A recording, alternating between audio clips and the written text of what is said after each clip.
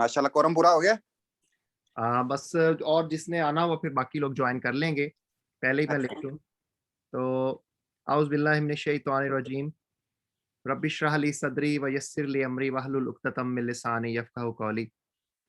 ऐ अल्लाह ताला मेरा सीना खोल दे और मेरी ज़बान की गिरें खोल दे, ताकि आज जो मैं पैगाम अपने दोस्तों तक पहुँचाने जा रहा हूँ वो आसानी से पहुँचा सकूँ।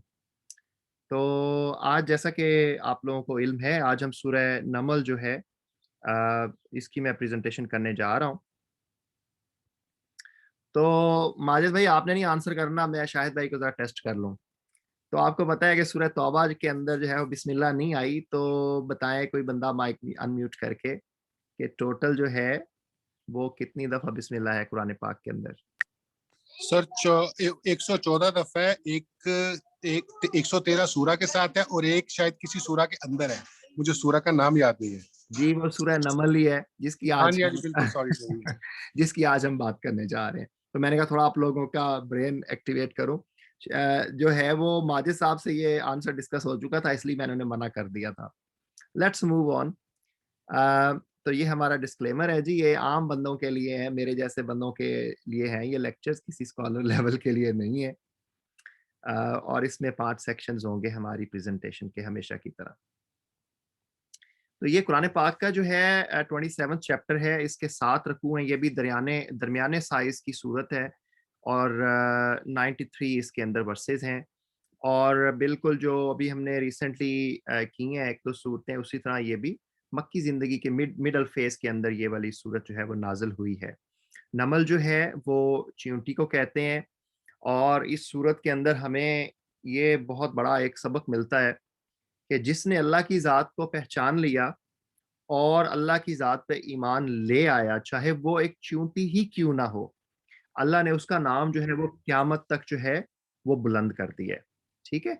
और इसके बरक्स इंसान जो हैं, चाहे कोई भी है, तो अगर वो अल्लाह की ज़ात को उसने नहीं पहचाना और उस पर ईमान नहीं लेके आया, तो अल्लाह ताला ने उन इंसानों को जो है इस सूरत के अंदर जो है वो मुर्दा कहा है कि वो मरे हुए हैं, वो ज़िंदा भी नहीं है। और अभी जो हमने पिछली सूरत की थी, अगर आपको याद हो, तो उसमें अल्लाह ताला ने ऐसे इंसानों को कहा है कि वो इंसान जो हैं वो जानवरों से भी बदतर हैं। तो जो अल्लाह की ज़ात पे ईमान लाया, चाहे वो चींटी है, आपको पता है कुरान पाक में चींटी के अलावा जो है वो कुत्ते की मिसाल भी दी गई है कि वो कुत्ता जो मोमिन बन गया, अल्लाह पे ईमान ले आया, तो अल्लाह ने उसका ज़िक्र भी क़यामत तक के लिए बुलंद कर दिया है। तो अल्लाह ने कहा है कि जो मेरे पे ईमान लाएगा उसी की वैल्यू है, बाकी तो किसी चीज़ की कोई वैल्यू है ही नहीं। तो जो मेन सेक्शन है उसके अंदर हम डिस्कस करेंगे कि इस सूरत के अंदर अल्लाह ताला ने जो अमीर लोग हैं, जो उमरा हैं, उनकी 3 इक़साम हमें बताई हैं। ठीक है? और चूँकि बड़ा रेलेवेंट टॉपिक है, आजकल हॉट इश्यू भी है मस्जिद अक़सा और बैतुल मक़दस के हवाले से, तो उसको मैं ब्रीफली टच करना चाहूँगा। और फिर अभी जो तीसरा मेन टॉपिक है इस सूरत के अंदर, वो अल्लाह ने दोबारा इस बात का जो है वो ओपनली इज़हार किया है कि मेरी ज़ात के सिवा जो है ना कोई खुदा ना है, ना हो सकता है। तो पहले हम आते हैं कि जो एक स्टोरी पहले अल्लाह ने बताई है फर्स्ट रकू के अंदर, कि एक जो उस ज़माने का रिचेस्ट इंसान था, उसका क्या रवैया था और उसका क्या अंजाम हुआ, तो वो है फ़िरौन। ये पहली टाइप के अमीर लोग हैं, जो कि अल्लाह ताला जब उनको माल देता है, दौलत देता है, इक़्तिदार देता है, तो ये लोग खुदा अपने आप को डिक्लेयर कर देते हैं। फ़िरौन अपनी नौइयत का मेरा ख़्याल है वाहिद शख़्स था, जिसने अपने आप को खुदा डिक्लेयर कर दिया, और शायद यही वजह है कि अल्लाह ने क़यामत तक के लिए उसका नाम कुरान के अंदर डाल के उसको जो है ना निशान इबरत के तौर पे प्रेज़ेंट किया। आयत नंबर 12 में अल्लाह ताला फरमाते हैं, जब वो हज़रत मूसा अलैहिस्सलाम को जो नबूवत मिली, उसके बाद अल्लाह ने कहा कि ये जो 9 निशानियाँ हैं, ये जो अल्लाह ने पहले उनको असा दिया और बगल में उन्होंने कहा कि अल्लाह ने कहा कि हाथ डाल के निकालो। तो वो जो 2 निशानियाँ अल्लाह ने कहा है कि ये 9 में से 2 निशानियाँ ये लेकर फ़िरौन की तरफ जाओ, क्योंकि फ़िरौन और जो उसकी कौम के लोग हैं वो बड़े बदकिरदार लोग हैं। तो ये पहले तरह के रिच लोग हैं, जिन्होंने ना सिर्फ़ ये कि अल्लाह की इताअत करने से इनकार कर दिया, बल्कि अपने आप को खुदा डिक्लेयर कर दिया। अच्छा जी, थोड़ा-सा आप लोगों को दोबारा से इन्वॉल्व करते हैं। हू has been the richest of the prophets? कोई माइक अपना अनम्यूट करके इसका आंसर बताए. गैस ही लगा दें यार. माजिद भाई. सुलेमान अलैहिस्सलाम. हज़रत सुलेमान अलैहिस्सलाम. जी बिल्कुल, चूंकि आज हम जो सूरत है इसमें हज़रत सुलेमान अलैहिस्सलाम का खास तौर पे जिक्र किया गया है. तो हज़रत सुलेमान अलैहिस्सलाम जो है he was the richest among the prophet. दुनियावी अगर हम दौलत की बात करें तो मैं उस हवाले से बात कर रहा हूँ. तो आपको आपके इल्म में होगा जो हज़रत मोहम्मद सल्लल्लाहु अलैहि वसल्लम के पास जब नबूवत आई थी तो उनसे भी पूछा गया था कि भाई आप कौन सी वाली नबूवत चाहते हैं, एक दरवेशी वाली और ये गुरबत वाली नबूवत चाहते हैं या हज़रत सुलेमान अलैहिस्सलाम की तरह की जो है ना बादशाहत वाली जो है नबूवत चाहते हैं. तो फिर हज़रत सल्लल्लाहु अलैहि वसल्लम ने जो है वो उनके जो टीचर हैं हज़रत जिब्राइल अलैहिस्सलाम उनसे पूछा तो उन्होंने कहा कि अल्लाह को दरवेशी पसंद है. तो फिर उन्होंने दरवेशी को चूज कर लिया था. अच्छा जी, दूसरी तरह के जो रिचेस्ट पीपल हैं वो हज़रत सुलेमान अलैहिस्सलाम हैं. उनका किस्सा अल्लाह ने बताया कि ये दूसरी तरह के देखें ये अमीर लोग जिनको मैं दौलत देता हूँ, इक़्तिदार देता हूँ, तो उनका रवैया कैसा है.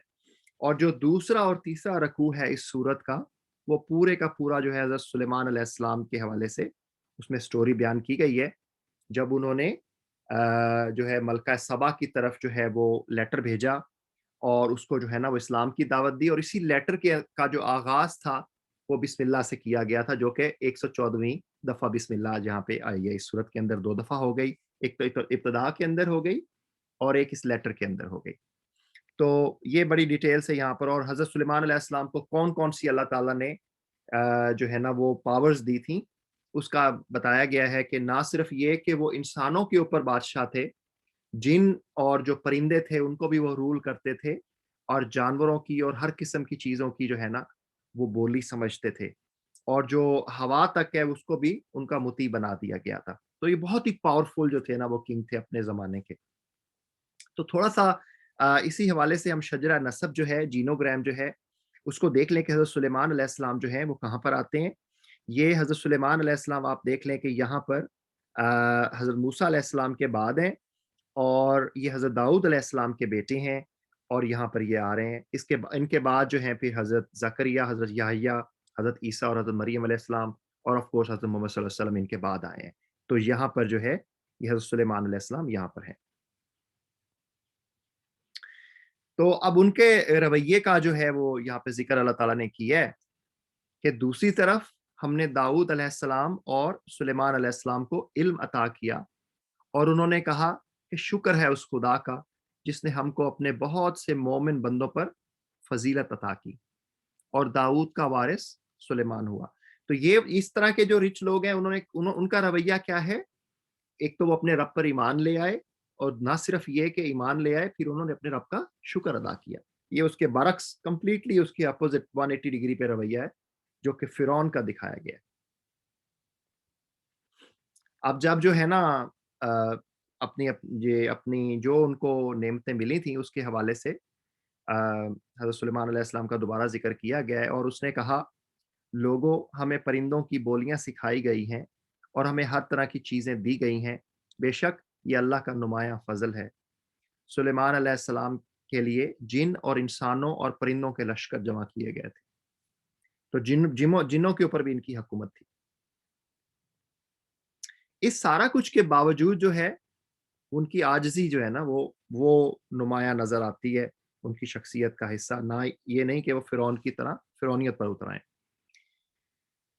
अब ये चींटी ने जब हज़रत सुलेमान अलैहिस्सलाम के लश्कर के हवाले से बात की है ना, तो चींटी की बात सुन के हज़रत सुलेमान अलैहिस्सलाम उसकी बात पर मुस्कुराते हुए हंस पड़ा और बोला, ऐ मेरे रब, मुझे काबू में रख के मैं तेरे इस एहसान का शुक्र, ये अपनी नेमतों का शुक्र अदा कर रहे हैं, शुक्र अदा करता रहूं जो तूने मुझ पर और मेरे वालिदैन पर किया है और ऐसा अमले सौले करूं जो तुझे पसंद आए और अपनी रहमत से मुझको अपने सौले बंदों में दाखिल कर.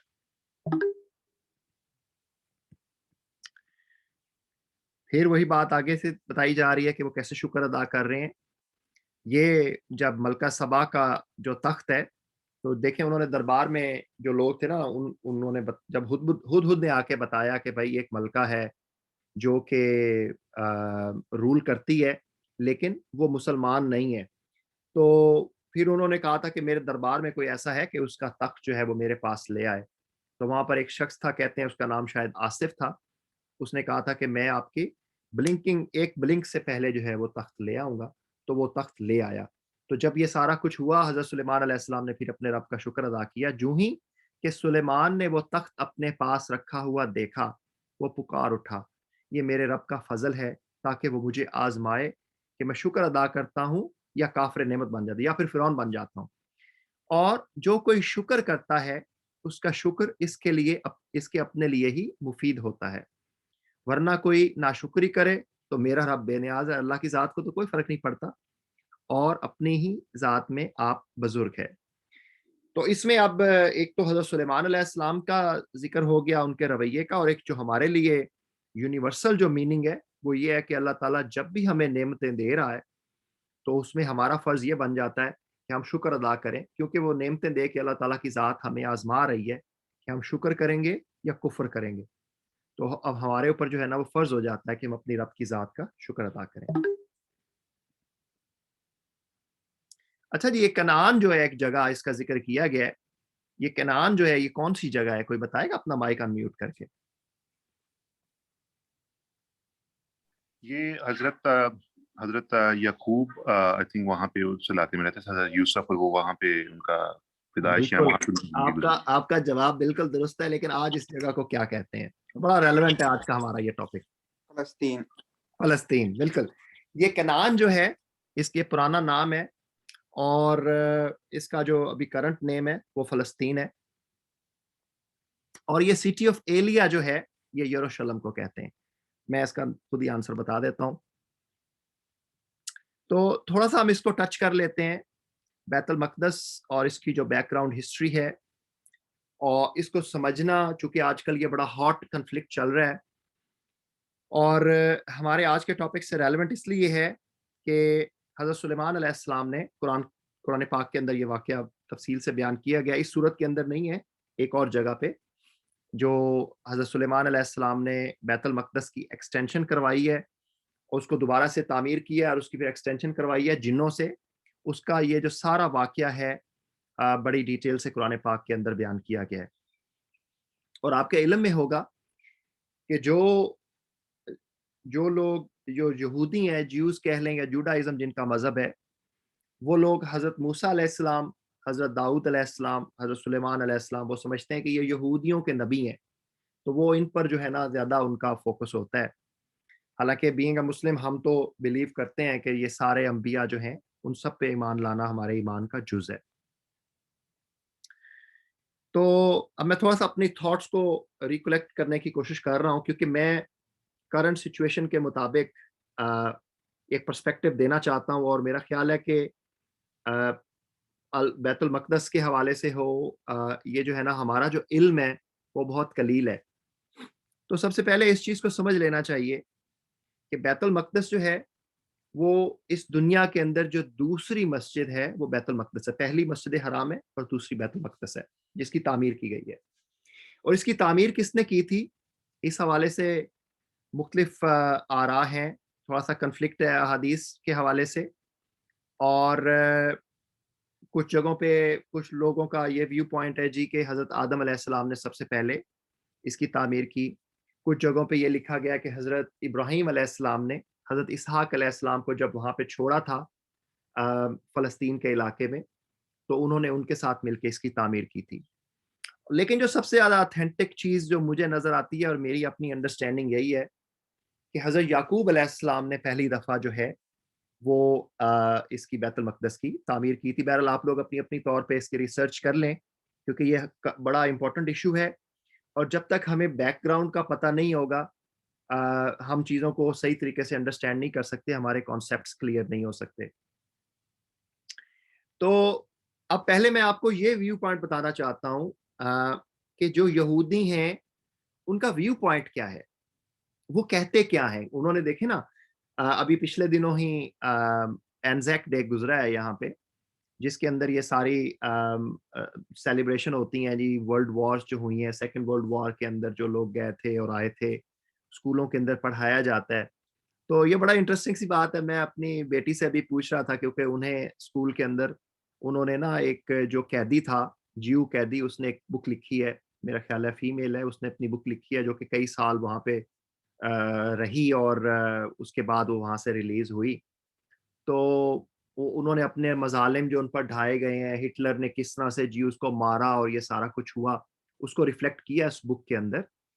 تو میں اپنی بیٹی کو میں نے کہا تھا, میں نے کہا تم نے اپنی ٹیچر سے پوچھ کے آنا ہے کہ یہ جب لوگ سارے جیوز جیلوں سے جب نکلے تھے اس کے بعد وہ کہاں گئے تھے, کیونکہ یہ بات کوئی بھی نہیں بتاتا. اور یہ جتنی بھی کہانیاں یہاں پر چلائی جاتی ہیں وہ صرف یہاں تک چلا کے فل سٹاپ لگا دیا جاتا ہے. اور اس کا آنسر یہی ہے, آپ سب لوگوں کے علم میں ہے, کہ یہاں سے جب یہ یہودی سارے نکلے تھے جو جیلوں کے اندر تھے اور ریفیوجی کیمپس کے اندر, جہاں پہ جرمنی میں ان کو مارنے کے بعد جہاں پہ ریفیوجی کیمپس میں انہوں نے جا کے پناہ لی تھی, تو آپ کو پتہ ہے کہ دنیا میں ایک ملک تھا جس نے انہیں کہا کہ آ جائیں آپ لوگ, ہمارے بھائی ہیں, ہم مسلمان ہیں اور آپ یہودی ہیں, تو آپ لوگ آ جائیں, ہم آپ لوگوں کو پناہ دیتے ہیں. تو یہ سارے وہاں سے نکل کے پیلسٹائن میں گئے تھے پناہ لینے کے لیے. تو اس کے بعد آپ کو پتہ ہے کہ پیلسٹائن 1946 کی یہ بات ہے جب یہ لوگ پیلسٹائن گئے, اور 1947 کے اندر اسرائیل کا وجود آیا, 1948 کے اندر سوری. تو یہ سٹوری جو ہے, اب اس میں جب یہودیوں سے آج پوچھا جاتا ہے کہ بھائی کہانی کیا ہے, تم لوگوں کا کلیم کیا ہے, تو ان کا کلیم آ رہا ہے, یہ میں نے یہاں پہ اسکرین کے اوپر ان کا ریفرنس نمبر بتایا جی, جینیسس جو ان کی کتاب ہے اس کا چیپٹر 7 اور آیت نمبر 8 کا حوالہ وہ دیتے ہیں جی, کہ اللہ تعالیٰ نے قرآن کے اندر ان کی بک جینیسس کے اندر جو ہے وہ وعدہ کیا ہوا ہے کہ ان کے جو پروفٹ ابراہیم علیہ السلام ہیں ان کو یہ والا جو یہ سرزمین جو ہے نا یہ ان کو دے دی جائے گی. ٹھیک ہے, تو اس پرومس کی بیس پہ ان کا سارا ایجنڈا ہے امریکہ کے اندر بھی اور جو پوری دنیا کے سامنے جو یہ لوگ پریزنٹ کرتے ہیں. سوری میں تھوڑا سا ٹائم لے رہا ہوں اس ایشو کے اوپر, آگے میں نہیں بڑھ رہا because I think this is very important کہ ہم اس کی بیسکس کو انڈرسٹینڈ کریں. تو وہ یہ کہتے ہیں جی کہ اس کلیم کی بیس پہ وہ کہتے ہیں جی پیلسٹائن تو جو ہے یہ ہے ہی ہماری سرزمین ہے. لیکن اس میں آپ لوگ ایک ذہن میں رکھیے گا کہ حضرت ابراہیم علیہ السلام جب ان کا انتقال ہوا تھا تو ان کے پاس اپنی قبر کے لیے بھی جگہ نہیں تھی, جو کہ ان کی بکس کے اندر مینشن کیا گیا. اب اس کے بعد جو دوسرا کلیم ہے یہودیوں کی طرف سے, جب ہم اس چیز کو آنسر کرتے ہیں حضرت ابراہیم علیہ السلام والی بات کا, تو دوسرا کلیم ان کا یہ آتا ہے جی کہ اگر حضرت ابراہیم علیہ السلام کے زمانے میں ان کو یہ والی جگہ نہیں ملی تھی تو ان کی پروجنی کے اندر جو ہے نا یہ وعدہ کیا گیا ہے کہ یہ والی سرزمین ان کو دی جائے گی. تو ان کی پروجنی کے اندر آپ کو پتہ ہے کہ کون ہے, حضرت اسحاق علیہ السلام ہے اور حضرت اسماعیل علیہ السلام ہے. لیکن اب پرابلم یہاں پہ آتی ہے کہ وہ لوگ یہ کہتے ہیں جی کہ حضرت اسحاق علیہ السلام تو حضرت ابراہیم علیہ السلام کے لیجٹیمیٹ اولاد ہے. یہ میں آپ کو جیوز کا پوائنٹ آف ویو بتا رہا ہوں. ٹھیک ہے, تو چونکہ آپ کو علم ہوگا کہ حضرت ہاجرہ علیہ السلام سے حضرت ابراہیم علیہ السلام نے بعد میں شادی کی تھی, لیکن حضرت اسماعیل علیہ السلام پہلے پیدا ہوئے تھے اور پھر حضرت اسحاق علیہ السلام بعد میں پیدا ہوئے تھے. ان دونوں واقعات کا قرآن پاک کے اندر ذکر کیا گیا. تو اب وہ یہ کلیم کرتے ہیں جی کہ حضرت ہاجرہ تو ایک غلام تھیں اور ایک نیگرو تھیں, افریقن تھیں, تو ان کی جو اولاد ہے دیٹس ناٹ لیجٹیمیٹ اولاد نہیں ہے, ان کی پروجنی نہیں ہے حضرت ابراہیم علیہ السلام کی. لہٰذا جو بیت المقدس ہے, جو پیلسٹائن ہے, اس کے اوپر حق ان کی پروجنی حضرت اسحاق علیہ السلام کی پروجنی کا ہے اور کسی کا کوئی حق نہیں ہے. تو یہ سارے پوائنٹ آف ویو ہمیں ہمارے علم میں ہونا چاہیے. لیکن انہی کی کتاب کے اندر لکھا ہوا ہے کہ حضرت ابراہیم علیہ السلام سے جب وہاں کے کنگ نے ان سے پوچھا تھا کہ بھائی یہ والی جو عورت تمہارے ساتھ ہے, حضرت سارہ علیہ السلام اس ٹائم ان کے ساتھ تھیں, تو اس نے پوچھا تھا کہ بھائی حضرت یہ جو عورت تمہارے ساتھ ہے یہ تمہاری کیا لگتی ہے. تو یہ ہے ان کی کتاب جو ہے بائبل, اس کے اندر لکھا ہوا ہے کہ بھائی یہ میری سسٹر ہے. تو قرآن پاک میں بھی اس کا ذکر کیا گیا ہے, لیکن اس کی فردر جو ہے نا وہ ایکسپلینیشن بھی دی گئی ہے کہ انہوں نے سسٹر جو ہے وہ ایمانی سسٹر جو ہے وہ مسلمانیت کے حوالے سے, جیسے مومنین ایک دوسرے کے بہن بھائی ہوتے ہیں, وہ والی ٹرمنالوجی یہاں پہ یوز کی تھی. لیکن بائبل کے اکارڈنگلی اس کی فردر کوئی ایکسپلینیشن نہیں دی گئی. تو اس سے محسوس یہ ہوتا ہے کہ شاید جو حضرت اسحاق علیہ السلام ہے وہ اینسیسٹ ہیں کہ جو حضرت ابراہیم علیہ السلام نے ناؤز باللہ اپنی سسٹر کے بطن سے جن کو جنم دیا. تو یہ these are the perspective we need to know, and we need to counter, and we need to spread the information amongst other people. تو اگر پیلسٹائن کے اوپر حضرت اسحاق علیہ السلام کا حق ہے تو اتنا ہی حق حضرت اسماعیل علیہ السلام کا ہے.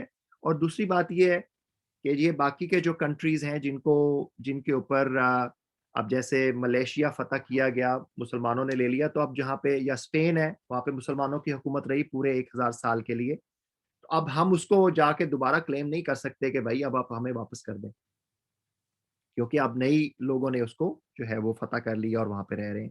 سیم وائز اگر مسلمانوں نے اس کو کنکر کیا ہے اور وہاں پہ رہ رہے ہیں اور آپ وہاں پہ آتے ہیں اتنے سالوں کے بعد آپ کہتے ہیں کہ یہ ہمارا ملک ہے ہمیں واپس کر دو، تو ڈزنٹ میک اینی سینس. تو یہ میں نے سوچا کہ میں پیلسٹائن کے حوالے سے، بیت المقدس کے حوالے سے تھوڑا سا آپ کو پرسپیکٹو دے دوں. اور اس کے بعد آپ ذہن میں رکھیے گا کہ اسلامی دور حکومت کے بعد پہلی دفعہ جو ہے اس شہر کو فتح کیا ہے وہ حضرت عمر فاروق رضی اللہ تعالیٰ عنہ نے فتح کیا ہے. اور اس کے بعد آپ کو پتہ ہے 11th سینچری کے اندر حضرت صلاح الدین ایوبی رحمۃ اللہ علیہ نے اس کو فتح کیا ہے، جب یہ دوبارہ سے انہوں نے عیسائیوں اور یہودیوں نے اس کو یرغمال بنا لیا تھا. تو اس کے بعد کچھ عرصہ میرا خیال ہے 60 سال یا 70 سال مسلمانوں کے تصرف میں رہا ہے یہ شہر. اس کے بعد یہ دوبارہ سے یہودیوں کے قبضے میں چلا گیا تھا، اور پھر پیلسٹائن جو ہے اس کے بعد سے یہ اب اسی طرح سلسلہ چلتا آ رہا ہے جی، جہاں پہ آ کے اسرائیل کا انہوں نے ملک ڈکلیئر کر دیا. تو یہ فیکٹس اینڈ فیگرز ہیں، ان کا میرا خیال ہمیں پتہ ہونا چاہیے. آئی تھاٹ کہ میں اس میں تھوڑا سا ایکسپینڈ کر دوں. اب تھرڈ، اس صورت کے اندر جو تھرڈ ریچسٹ پرسن ہے اس کی سٹوری اللہ نے بتائی ہے کہ دیکھیں ان کا رویہ کیسا ہے. آیات نمبر 23 to 26 کے اندر یہ حدود جب واپس آتا ہے تو وہ کہتا ہے جی کہ میں سبا کے متعلق، یہ شہر کا نام تھا سبا کے متعلق یقینی اطلاع لے کر آیا ہوں. میں نے وہاں ایک عورت دیکھی ہے جو اس قوم کی حکمران ہے، اس کو ہر طرح کا سر و سامان بخشا گیا ہے اور اس کا تخت بڑا عظیم الشان ہے. میں نے دیکھا کہ وہ اور اس کی قوم اللہ کی بجائے سورج کے آگے سجدہ کرتی ہے. شیطان نے ان کے اعمال ان کے لیے خوشنما بنا دیے اور انہیں شاہراہ سے روک دیا. اس وجہ سے وہ یہ سیدھا راستہ نہیں پاتے کہ اس خدا کو سجدہ کریں جو آسمانوں اور زمین کی پوشیدہ چیزیں نکالتا ہے. تو یہ ملکہ سبا جو تھی اس کے حوالے سے ذکر کیا گیا کہ یہ وہ ملکہ تھی، بہت رچ تھی، لیکن اب اس کا رویہ کیا ہے کہ جب اس کو حضرت سلیمان علیہ السلام نے اللہ کے مذہب کی دعوت دی تو اس نے اس کو قبول کر لیا. پکار اٹھی، اے میرے رب، میں اپنے نفس پر بڑا ظلم کرتی رہی اور اب میں نے سلیمان علیہ السلام کے ساتھ اللہ رب العالمین کی اطاعت قبول کر لی. تو دیکھیں جی، یہ 3 طرح کے رویے ہیں جو اللہ نے بتائے ہیں اس صورت کے اندر. پہلا رویہ اس امیر شخص کا ہے جس نے ساری نعمتیں حاصل کرنے کے بعد خدائی ڈکلیئر کر دی. دوسرا رویہ اس امیر شخص کا ہے جس نے اتنی نعمتیں اور کنگ بننے کے بعد اللہ کے سامنے سجدہ ریز ہو گیا. اور تیسرا رویہ اس امیر شخص کا ہے جس کے پاس سارا کچھ تھا لیکن وہ غلط راستے پہ تھا. جب اس تک اللہ کا پیغام پہنچا تو وہ اللہ کے راستے پر اس نے اطاعت قبول کر لی. تو یہ 3 طرح کے امیر لوگوں کا اللہ نے بتایا کہ دنیا میں اس طرح کے 3 طرح کے لوگ پائے جاتے ہیں.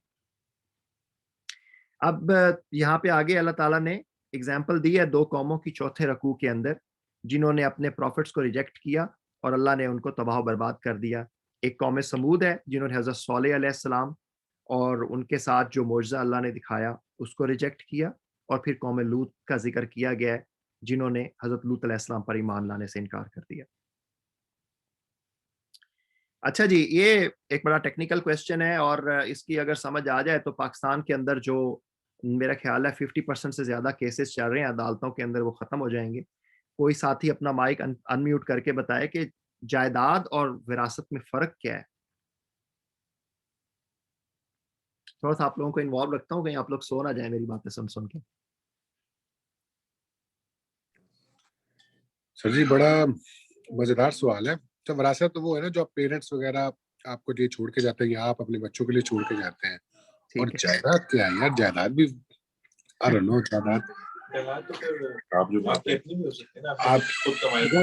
خود بنائی ہو، آپ خود بنائیے. ہاں ادھر بھی یہی چل رہا ہے. جائیداد وہ ہے جو آپ اپنے بچوں کے لیے چھوڑ کے جائیں اور وراثت وہ ہے جو آپ کو ملے.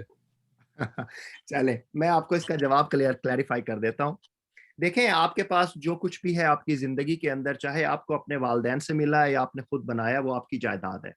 اس کے اوپر وراثت کے قوانین جو ہیں وہ اپلیکیبل نہیں ہوں گے، اس پہ لاز آف انہیریٹنس اس پہ اپلائی نہیں ہوں گے. ٹھیک ہے.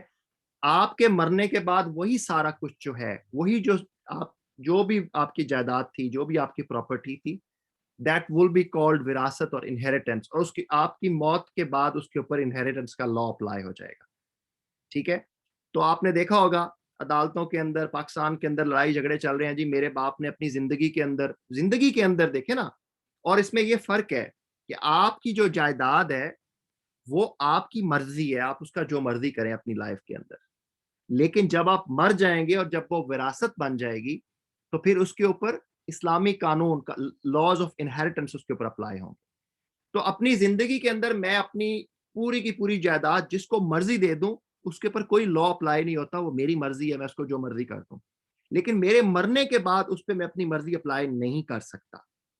ٹھیک ہے. قرآن پاک کے اندر اس پہ اندر ایکسیپشن ہے کہ 1/3 جو آپ کی ہوگی نا وراثت، اس کی آپ جو ہے وہ ول کر سکتے ہیں اس کے حوالے سے، لیکن اس سے زیادہ نہیں کر سکتے. تو یہ بڑا ٹیکنیکل کویسچن ہے، اس پہ بہت دنگے فساد ہے پاکستان کے اندر. جو ہے بچے اپنے والدین کو قتل کر دیتے ہیں، پتہ نہیں کیا کیا کرتے ہیں، گھروں سے نکال دیتے ہیں. تو یہ اس چیز کو اگر سمجھ لیا جائے، دیکھیں نا آج کل یہ ٹرینڈ چل رہا ہے جی، ماں باپ کی زندگی کے اندر وہ بچے کہتے ہیں جی ہمارا حصہ ہمیں دے دو. حالانکہ they don't have to do that because that's not inheritance. اس پر انہیریٹنس کا لا اپلائی ہی نہیں ہوتا. ٹھیک ہے نا. اور کیا کرتے ہیں جی، جائیداد لے کے، سارا کچھ لے کے تو والدین کو دھکے دے کے گھروں سے نکال دیتے ہیں. This is a very common story happening in Pakistan on everyday basis. اللہ تعالیٰ نے پھر آگے یہ سارے پہلے 4 رکوعوں کے اندر یہ کہانیاں اور 3 طرح کے امیر لوگوں کی رویے بتانے کے بعد بتایا ہے کہ بھائی اب مجھے بتاؤ کہ میرے سوا جو ہے نا رب ہے، کوئی ہے یا نہیں ہے. تو میں یہ بڑے اللہ نے لطیف انداز یہاں پہ اپنایا ہے، تو میں رہ نہیں سکا کہ میں نے سارے کا سارا ہی اس کے اندر، حالانکہ میں سمرائز کرنے کی کوشش کر رہا تھا، یہ سارے کا سارا ادھر لے آیا ہوں. ان سے پوچھو اللہ بہتر ہے یا وہ معبود جنہیں یہ لوگ اس کا شریک بنا رہے ہیں؟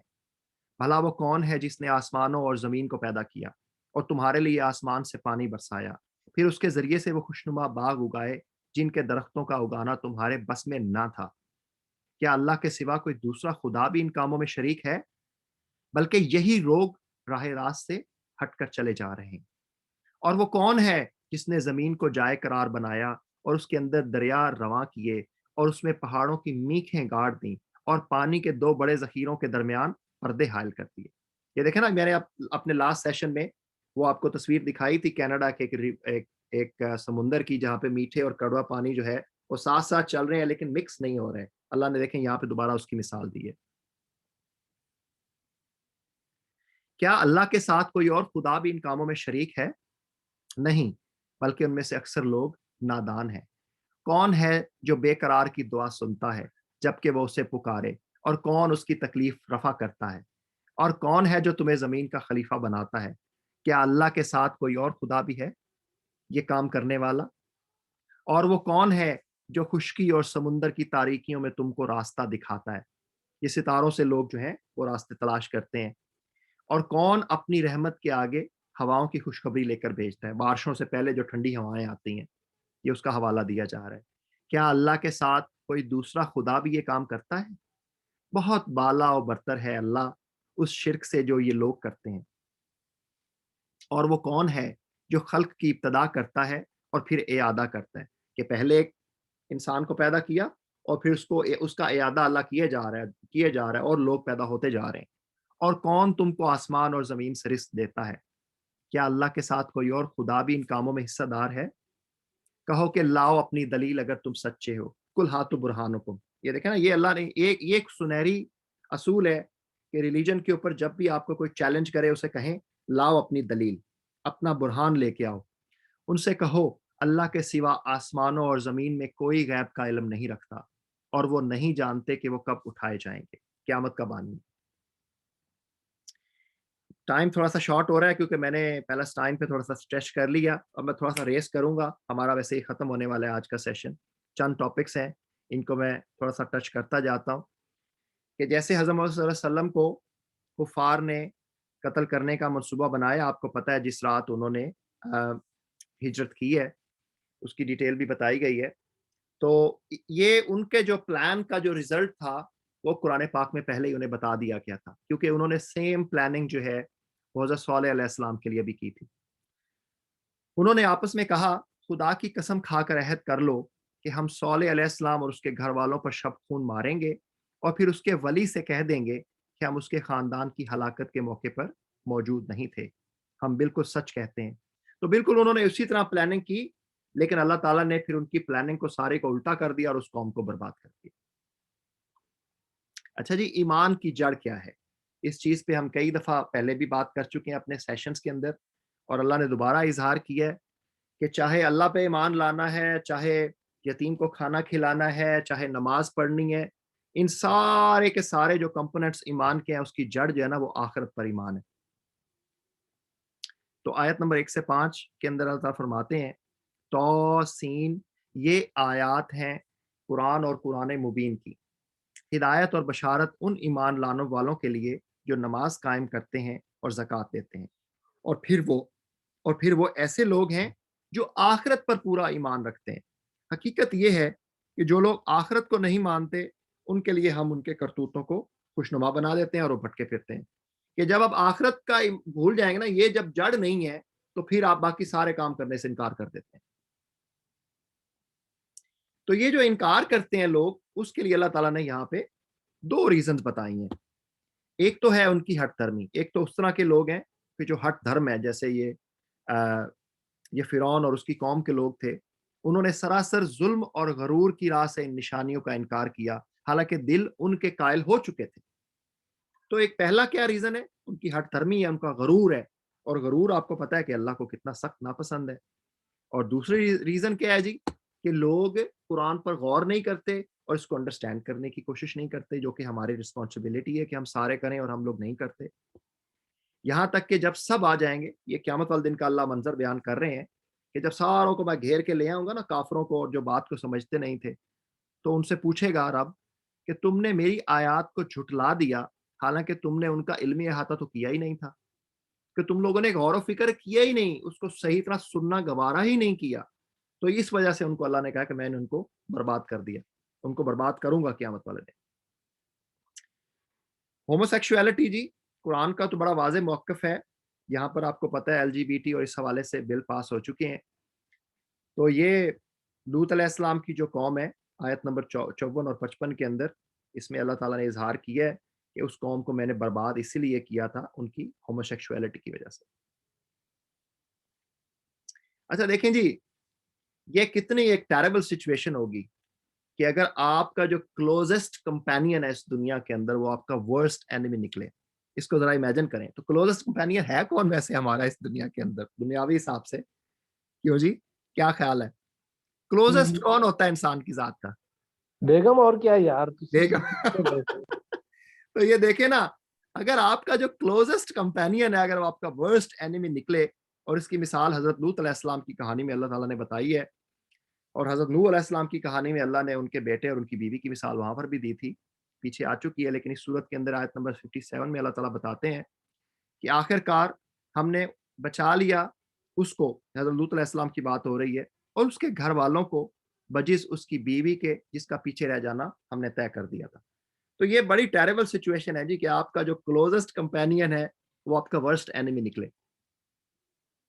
ہم سارے کہتے ہیں جی آئی ڈونٹ کیئر، فلاں نے یہ کہہ دیا، فلاں نے وہ کہہ دیا، مجھے اس سے کوئی فرق نہیں پڑتا. فرق تو پڑتا ہے، دیکھیں بہت ساری چیزوں کا فرق تو پڑتا ہے. اب ہم اس کو ٹیکل کیسے کرتے ہیں وہ ہر بندے کا اپنا ایک طریقہ ہے. اور دیکھیں فرق حضرت محمد صلی اللہ علیہ وسلم کی ذات کو بھی پڑتا تھا، ان کو بھی رنج ہوتا تھا، اس کا اظہار کئی جگہ پہ ہو چکا ہے. اے نبی صلی اللہ علیہ وآلہ وسلم، ان کے حال پر رنج نہ کرو اور نہ ان کی چالوں پر دل تنگ ہو. تو جب حضرت صلی اللہ علیہ وسلم کو دکھ ہوتا تھا اور ہم کہیں کہ جی ہمیں تو کوئی دکھ نہیں ہوتا، یہ نہیں ہوتا، تو ہم کوئی مطلب کہاں سے اترے ہوئے ہیں؟ ہمارے دلوں کے اندر کیا سیسا بھرا ہوا ہے؟ یہ میں پہلے بات کر چکا ہوں کہ اللہ کہہ رہا ہے کہ جو میری باتوں کو نہیں سنتے، اس پر ایمان نہیں لاتے، ان کی مثال یہ ہے کہ وہ مرے ہوئے لوگ ہیں، وہ ڈیڈ ہیں. وہ کیسے لوگ ہیں جی؟ تم مردوں کو نہیں سنا سکتے، نہ ان بہروں تک اپنی پکار پہنچا سکتے ہو جو پیٹھ پھیر کر بھاگے جا رہے ہیں، اور نہ اندھوں کو راستہ بتا سکتے ہو بتا کر بچا سکتے ہو. تم اپنی بات تو صرف ان کو سنا سکتے ہو جو ایمان لائیں اور پھر فرما بردار بن جائیں. اس صورت کے اندر قیامت کی 2 نشانیوں کا ذکر کیا گیا جی. اور جب ہماری بات پوری ہونے کا وقت آن پہنچے گا تو ہم ان کے لیے ایک جانور زمین سے نکالیں گے جو ان سے کلام کرے گا کہ لوگ ہماری آیات پر یقین نہیں کرتے تھے. تو ایک جانور نکلے گا جی قیامت سے پہلے جو کہ بولے گا، جو انسانوں کی زبان میں ہم سے بات کرے گا. اور دوسرا یہ ہے جی کہ قیامت کے وقت پہ سور پھونکا جائے گا، اور جب وہ سور پھونکا جائے گا تو ہر چیز تباہ و برباد ہو جائے گی. ہماری رسپانسبلٹی کیا ہے؟ دس از آور لاسٹ ٹاپک جی، ہم ختم کر رہے ہیں الحمدللہ. مجھے حکم دیا گیا ہے کہ میں مسلم بن کر رہوں اور یہ قرآن پڑھ کر سناؤں. اب جو ہدایت اختیار کرے گا وہ اپنے ہی بھلے کے لیے اختیار کرے گا، اور جو گمراہ ہو اس سے کہہ دو کہ میں تو بس خبردار کرنے والا ہوں. ان سے کہو تعریف اللہ ہی کے لیے ہے.